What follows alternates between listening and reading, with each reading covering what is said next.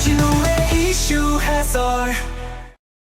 팩트 전달과 보수 진영 논리 전파를 위해 여러분의 구독과 좋아요가 필요합니다. 안녕하세요. 주진우 의원입니다. 오늘은 대통령 탄핵 재판에 대한 재판 일정 문제를 다뤄보도록 하겠습니다. 헌법재판 중에 특히 탄핵 재판은요, 대통령은 국민들이 상당한 선거 기간을 거쳐서 직접 선출한 부분이 있기 때문에 가장 강력한 민주적 정당성을 가지고 있습니다. 따라서 헌법재판관처럼 그 간접적인 민주적 정당성을 가진 재판관들이 탄핵을 결정하려면 굉장히 적법 절차도 준수해야 되고요.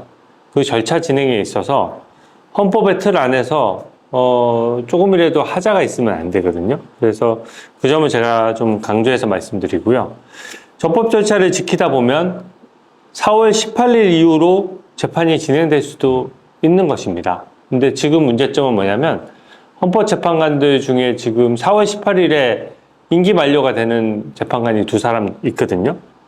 그러다 보니까 그 전에 자꾸 결론을 내려고 좀 정해놓고 있다 보니까 이게 좀 너무 성급하고 적법 절차가 좀 무시되는 측면이 있습니다. 그래서 그 점을 제가 좀 설명을 드리고, 이게 4월 18일 이후 선고되더라도 특별한 문제가 전혀 없거든요. 4월 18일 이전에 꼭 고집할 하등의 이유가 없다는 점을 강조해서 말씀드리고 싶습니다. 일단 헌법 규정을 보면요, 180일 이내에 결정할 수 있다라고 되어 있습니다. 그나마도 훈시 규정이에요. 지금 그 이진숙 방통위원장에 대해서도 지금 이대로 가면 180일을 훌쩍 넘게 되거든요. 근데 그거 아무도 뭐라고 하지 않지 않습니까? 방통위원장 업무도 굉장히 중요한데 그것에 대해서는 180일을 그냥 무시하고 재판을 늘어지게 하면서 대통령 탄핵 재판에 대해서만 본인들 임기에 맞춰서 뭐 2달 만에 해야 된다? 이런 거는 객관적인 설득력을 가지기 어렵죠. 그래서 헌법에 규정한 데는 그만한 이유가 있는 겁니다. 180일 이내로 하라고 한 것은 그만큼 180일 정도는 그 권한대행 체제에서 좀 유지가 될 수 있다라고 본 것이고요. 또 뒤집어 보면 이 가장 민주적 정당성이 강한 대통령의 파면 여부를 결정하는 것이기 때문에 그만큼 시간을 충분히 들여서 신중하게 판단하라는 의미도 있는 거예요. 그래서 180일 이내라고 하면은 총 6개월이죠. 그러니까 12월에 탄핵 소추가 됐으니까 그게 다음 6월 정도까지 판단을 하면, 그걸 넘어가도 되지만 6월 전에 판단을 하면 어떻게 보면 헌법 기간을 준수하는 것이고 충분한 것입니다. 먼저 왜 헌법재판소가 이렇게 서두르냐라는 점을 알려면은요, 현재 헌법재판관 구성을 한번 설명을 드려야 될 것 같습니다. 아마 도표를 띄워놓고 제가 설명을 드릴 텐데요. 이 재판장은 현재 총 9명으로 구성되어 있는데 대통령 3명, 국회 3명, 대법원장 3명 이렇게 구성을 하도록 되어 있거든요. 근데 지금 원래 국회 몫은 여야 합의로 추천이 돼야 되는데 민주당이 우기다 보니까 한 명이 여야가 공동으로 추천한 후보가 아니라 마은혁 후보 같은 경우에는 또 이 민주당이 일방적으로 추천을 했어요. 그러다 보니까 거기에 대해서 이의를 제기하는 것이고, 현재 그분은 임명이 유보가 돼 있죠. 총 8명인데 문영배, 이미선 재판관, 현재 문영배 재판관이 헌법재판소장 대행이에요. 이분이 이 절차 진행을 좀 주도하는 것이거든요. 근데 문제는 4월 18일에 임기가 만료되고 이 문영배, 이미선 재판관 2분 다 문재인 대통령한테 임명되신 분이에요. 물론 재판관들은 누가 임명을 했든지 간에 법과 원칙에 따라 재판을 해야 되긴 하는데요. 문영배, 이미선 재판관은 이미 여러 탄핵소추나 검수완박 관련된 거나 이런 것들에 있어서 대부분의 재판을 민주당이 주장하는 성향대로 판결을 해왔습니다. 그러니까 이게 지금 그때 이태원 참사가 있었을 때도 이게 그 당시에 행안부 장관에 대한 탄핵소추가 기각될 때도 여기 문영배 재판관 같은 경우는 별개 의견을 내서 그 문제점들을 막 지적을 했거든요. 그만큼 이 판결 성향으로 보면 가장 진보 성향이라고 할 수 있죠. 그래서 문영배 이미선 재판관이 4월 18일 임기가 만료되니까 본인도 임기 만료 전에 선고를 해야 된다는 생각을 자꾸 하는 거예요. 그렇게 할수록 나중에 적법 절차 시비에 걸린다는 점을 제가 분명히 말씀드립니다. 그리고 김영두, 정정미 재판관 같은 경우는 김명수 대법원장 시절에 임명이 됐고요. 정영식 재판관은 윤석열 대통령, 김복형 재판관은 지금 현재 대법원장이시죠. 조희대 대법원장이 지명하신 분입니다. 그리고 이번에 여야 한 명씩 추천해서 국민의힘에서는 조한창 후보를 재판관으로 이제 추천했고, 여기는 정계선 후보를 추천해서 2명이 다 임명이 됐죠. 그러면 어떻습니까? 지금 현재 그냥 임명된 그 성향으로 보면은 문재인 대통령과 김명수 대법원장과 민주당에서 지명한 재판관이 5명이고, 그리고 윤석열 대통령, 조희대 대법원장, 국민의힘에서 추천한 사람이 3명이에요. 이미 5대3으로 기울어진 운동장이 되어 있는 것입니다. 그래서 지금 물론 임명 시기에 따라서 계속 그 재판장을 균형을 맞추지 못하는 것은 맞는데, 그래도 현재 4월 18일 이전에 굳이 뭘 결정해야 될 만큼 이 재판부 구성이 현재 아주 균형 잡힌 상황이 아니에요. 기본적으로 5대3인 상황인 것이고요. 그래서 이 지형을 보면은 문영배 이미선 재판관이 이제 그 퇴임을 하게 될까봐 본인들이 막 나서서 재판을 서두르는 거죠. 그럼 만약에 4월 18일 이후로 재판이 진행되면 그럼 어떻게 풀어야 되느냐? 원래 헌법재판은 최소한 7명 이상이 있어야지 이제 심리도 가능하고 선고도 가능하거든요. 근데 6명밖에 안 남지 않습니까? 원래 헌법 정신, 헌법 체계대로 한다 그러면 그 국회에서 추천을 할 때 여당 1명, 야당 1명, 여야 합의로 1명 이렇게 추천합니다. 계속 그렇게 해왔어요. 우리 헌정사상 이 재판관을 지명할 때는. 그러니까 여야 합의로 추천된 분 같은 경우에는 법조계에서 참 균형 잡힌 분이 거기에 지명이 되면서 그분이 이 균형추나 균형타 역할을 하는 거거든요. 그러면 이 문영배 이미선 그 재판관이 그만두고 나면 분명히 민주당은 대통령 몫의 헌법재판관을 지명 못하도록 우길 겁니다. 그래서 그걸 지명 못하는 상황이 생길 수가 있죠. 그러면 그 현재 6명에 있는 재판관만 남은 상황에서 1명을 여야 합의로 추천을 하게 되면 7명이 구성되면서 제대로 재판을 할 수 있는 거예요. 그러니까 그렇게 되면 가장 합리적인 것이 모든 재판이라는 게 여야 균형이 있고 재판부 구성이 형평에 맞아야 되거든요. 그렇게 되면 4월 18일 이후가 되면 지금 그 김영두, 정정미, 정계선 재판관은 김명수 대법원장이나 민주당에서 지명하신 분이니까 3명이죠. 정현식, 김복현, 조한창은 윤석열 대통령, 조희대 대법원장, 국민의힘 추천이니까 3명이죠. 3대3 구도에서 여야 합의로 1명 다 추천을 하게 되면 가장 균형 잡힌 재판부가 되는 거예요. 그래서 3.5 대 3.5.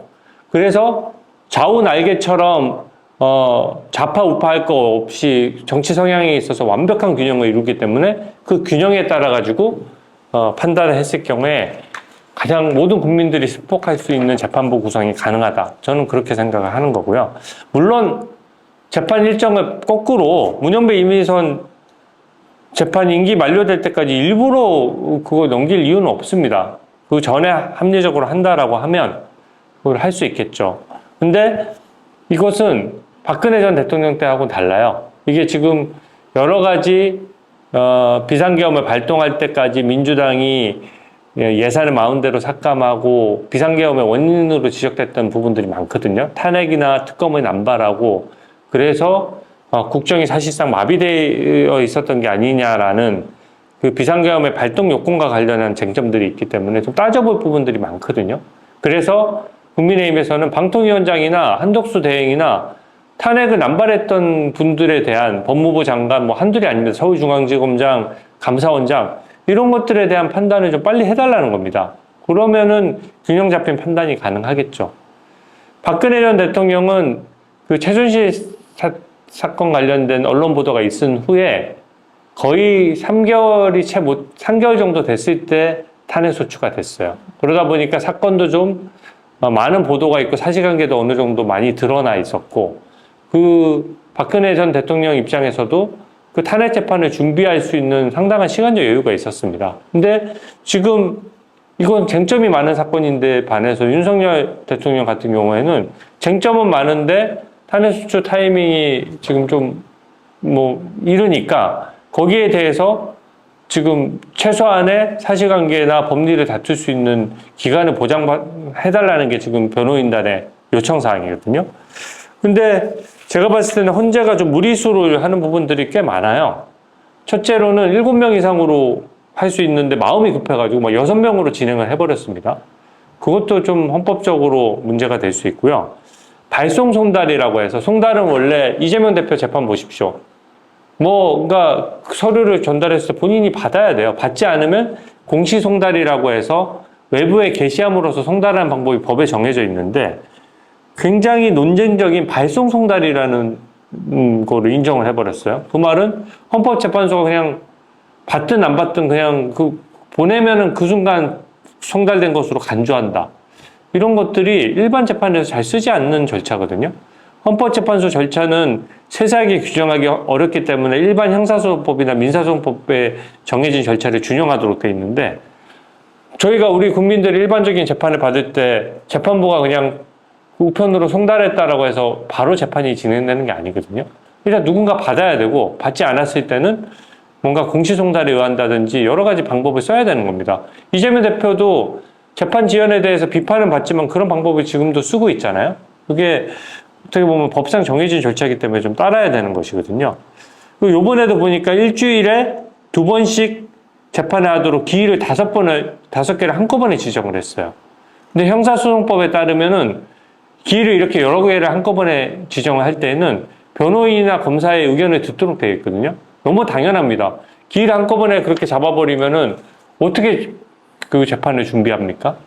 그래서 일주일에 2번이니까 제일 초기 재판이 중요한데 이 5번의 재판을 거의 3주 채 안 되는 기간에 쭈르륵 잡은 거예요. 이런 것들도 나중에 절차 위반이나 적법 절차 보장이나 방어권 보장에 있어서 상당히 비판받을 수 있는 요소거든요.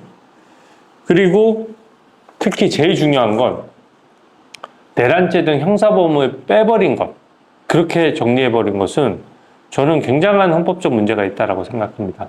만약에 내란죄를 정말로 뺐다면 지금 헌법재판관들은 어떻게 판단해야 되냐면 기존의 탄핵소추문하고 완전히 다른 탄핵소추문이 된 거예요. 그리고 일반적으로는 탄핵소추를 할 때는 이 감옥 갈 만큼의 형사법으로 범죄를 저질렀다라고 해놓고 이제는 범죄는 아니고 뭔가 헌법이나 일반적인 법률을 위반한 것 같아, 이렇게 바꿨다라고 하면 이미 그것은 최초의 탄핵소추문하고 의미가 완전히 달라진 것입니다. 그래서 새로 그 탄핵소추에 대한 결의를 받지 않으면 이것은 각하하거나 기각을 해버려야 되는 겁니다. 그래서 아까 8명 중에 3명만 이 기각이나 각하를 하게 되면은 이것은 탄핵이 인용되지 않는 것이거든요. 그래서 저는 그게 정상적이라고 생각하고, 만약에 내란죄를 그대로 유지한다, 동일성을 유지하기 위해서 유지한다라고 하면 그때는 내란죄가 실제 성립하는지 여부에 대한 형사법적인 판단에 의해 가지고 충분한 반론권을 보장하고 반대 신문권을 보장을 해줘야 돼요. 그래서 원래 헌법 재판소법에는 형사사건이 있으면 형사사건을 먼저 하고 그 결과를 받아서 이 헌법재판을 하도록 돼 있거든요. 꼭 그게 관계되는 건 아니어서 만약에 헌법재판을 먼저 한다고 하더라도 형사사건에 준해서 상당한 반대신문권을 보장해야 되고, 그렇게 반대신문권이 보장된다고 하면 사건 기록이 굉장히 두꺼울 뿐더러 등장인물이 많은 사건이잖아요. 그러면 등장인물별로 다 그런 반대신문권과 증인신문을 하다 보면 이게 도저히, 저도 법조인 출신이지만 4월 18일 전에 하는 게 좀 무리일 수 있습니다. 그러니까 자꾸 이거를 헌법재판소에서 좀 유도하는 측면이 있는 거예요. 그때 제가 문제 삼는 것은 이 대리인단이 재판부가 권유하심에 따라서 저희가 형법 관련된 건 빼겠습니다, 이런 식으로 지금 얘기를 했거든요. 그러니까 그분들은 그렇게 느낀 거예요. 그러니까 언동을 굉장히 헌법재판소에서는 조심을 해줘야 되는데 본인들이 느끼고 눈치를 보기에는 이게 그 헌법재판소에서 서둘러 재판을 하려고 하는 거니까 형법 관련된 건 우리가 좀 빼야 되겠다. 그리고 눈치를 보니까 형법 위반은 빼더라도 형사법적으로 처벌하는 부분은 빼더라도 뭔가 탄핵은 인용해 줄 것 같은 뉘앙스나 그런 느낌을 받았기 때문에 이 탄핵소추 대리인단에서 엄청 큰 부분을 뺀 거거든요. 이 엄청 큰 부분을 뺐는데 혹시 탄핵에서 기각되면 어떡할 겁니까? 그러니까 민주당 출신 정청래 위원장 입장에서는 굉장히 부담스러운 거거든요. 탄핵 사유를 늘려도 모자랄 판에 이거를 줄여버린 거잖아요. 근데 그렇게 줄였을 때는 좀 이상한 자신감을 보인 거죠. 탄핵소추 사유를 줄이더라도 상당히 이거는 탄핵은 인용될 것 같고 기간은 짧게 될 것 같다 이런 건데 이렇게 대리인단이 하도록 한 것 자체가 절차적으로 진행을 제대로 못한 겁니다. 그냥 탄핵소추 대리인단이 대리하는 거니까 공정하게 재판하려고 그러면 그분들이 어떻게 하는지 그냥 지켜봐야 돼요. 너무 헌법재판소가 리드하면 안 됩니다. 그쪽 대리인단에서 건건이 입증해서 형사법적인 것까지 입증하겠다라고 하면 법과 원칙에 따라 그게 내란죄가 입증되는지 한번 봅시다 라고 해야 맞는 것이지 재판이 너무 오래 걸릴 것 같으니까 저 형법 부분은 제외하고 말장난 같은 거죠. 내란 행위가 헌법에만 위반되는지 한번 볼까요? 살인죄랑 살인행위가 다른 말입니까, 여러분? 그거 그렇지 않아요. 살인행위가라고 하려고 하면은 그건 살인죄를 전제로 하는 말이거든요. 내란죄랑 내란행위를 이상하게 구분해가지고 말장난처럼 하게 되면 누가 그 재판 결과를 수용하겠느냐 하는 점을 지적을 하는 겁니다. 저는 답을 정해놓고 하는 재판은 이거는 법치주의가 아니라고 생각합니다.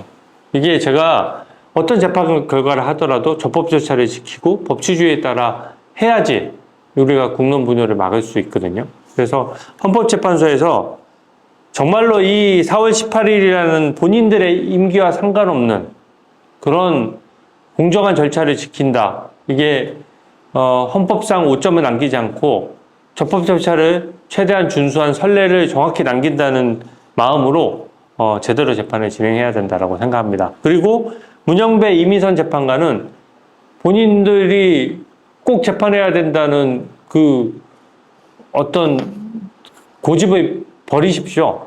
본인들한테는 사명감처럼 생각될지 몰라도 그 재판하는 사람 입장에서 봤을 때는 그게 되게 문영배 이미선 재판관의 개인 욕심처럼 보일 수 있는 거예요. 본인들 아니더라도 나중에 한 명 더 임명 채워가지고 7명으로 충분히 재판할 수 있어요. 그렇기 때문에 재판 절차에 있어서 재판관이 개인 사정을 내세울 필요는 없겠다. 만약에 문영배 이미선 재판관이 2월 달에 그러면 임기 만료되면 그럼 어쩌려고 했어요? 그러면은 2월 전에 재판하려고 했나요? 4월 18일 임기 만료라고 하는 건 우연적 요소이기 때문에 이 재판의 본류에 전혀 영향을 미쳐서는 안 되고 또 이 두 분이 없더라도 국민들이 우려하시는 바와 같이 이 헌법재판이 멈추지 않습니다. 한 명의 여야 합의로 하면 돼요. 그게 헌법 체계와 헌법 정신에 맞는 것이라는 점을 제가 말씀드립니다. 오늘 해설 이것으로 마칩니다. 고맙습니다. 주진우의 이슈 해설